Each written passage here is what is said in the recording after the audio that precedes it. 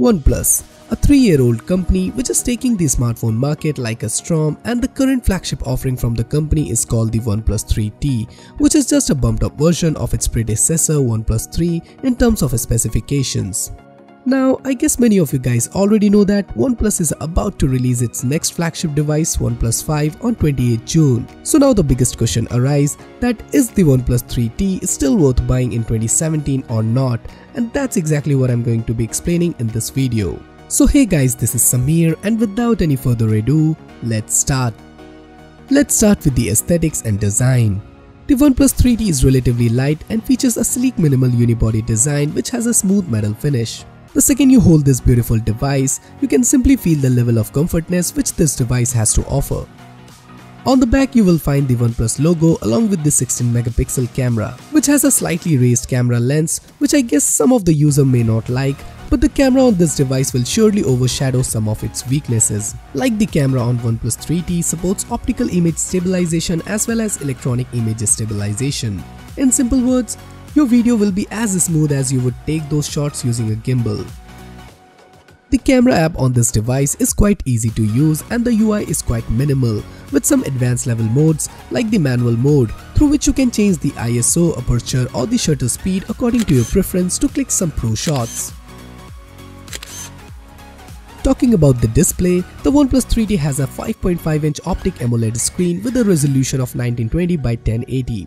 Out of the box, it looks really amazing and the true white really shines through in a way that was difficult to achieve on the 3. But in 2017, every major smartphone contender is opting for Quad HD display like the HTC U11 and the LG G6. But for a normal user, does the difference between Quad HD and Full HD really matters? On paper, yes it does. But as a long-term OnePlus 3T user, I didn't get affected with this trend because I think the screen on 3T is well optimized as the company has tuned the AMOLED display by applying a dual polarizing layer to improve the color temperature and contrast, and you can clearly see that. Now, someone once said, with creative powers comes creative responsibilities, and the same principle is also applicable for smartphones too.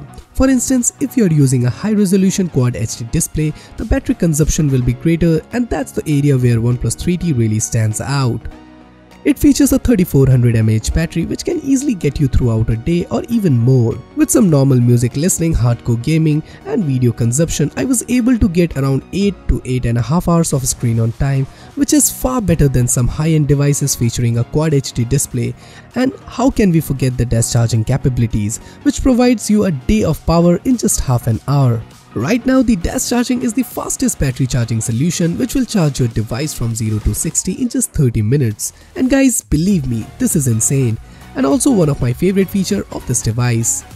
Now let's talk about some of the so-called technical specifications of this device. The OnePlus 3T is using a Snapdragon 821 processor which was the flagship SoC of 2016, coupled with whopping 6 gigs of RAM and 64 gigs of onboard storage and a 128 gig for higher end variant.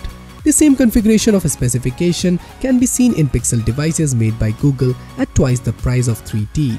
But still, OnePlus 3T was the fastest smartphone of 2016 until Qualcomm unveils its next flagship SoC Snapdragon 835, and there are tons of speed test videos available on YouTube regarding that.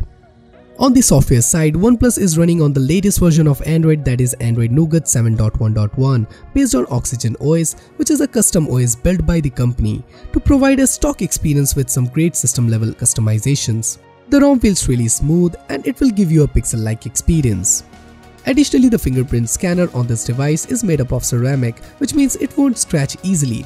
And it is the fastest fingerprint scanner of 2016, and still it's competing with some top flagship devices of 2017. Now guys, I want to ask you a question that according to you, what an ideal smartphone is? Do let me know that in the comment section. I guess a normal user will say it should have a good camera which can take some pretty good shots, a solid build quality, a faster CPU that can handle all your apps in day-to-day usage, a solid battery to juice up your device throughout a day, and sufficient storage to keep your file. What if I say you will be getting all these things in OnePlus 3T? Now, as we all know, with every passing year, smartphone manufacturer release the next generation of their flagship devices, just like OnePlus is releasing the successor to the 3T, and it will be called the OnePlus 5. And I'm aware of the fact that in OnePlus 5 you will be getting the latest and greatest specification with all the new features. But does that mean buying OnePlus 3T is now just a waste of money? If you personally ask me that question, then I think no. By no means 3T is waste of money. It's still a best Android smartphone that you can get at half the price of other flagship devices, and still it's a flagship killer. With its 6 gigs of RAM and powerful Snapdragon 821 processor, you can easily use this for next 1 or 2 years with no lag, and it will also receive the software updates as OnePlus is quite good in providing timely updates for their devices. So guys, according to me, OnePlus 3T is still worth buying in 2017, which will cost you around $439 US. And I'm saying this because I am a long-term 3T user and using this device since last 6 months. So guys, I hope you enjoyed the video, and if you do, then do consider subscribing to our channel for more future videos like this.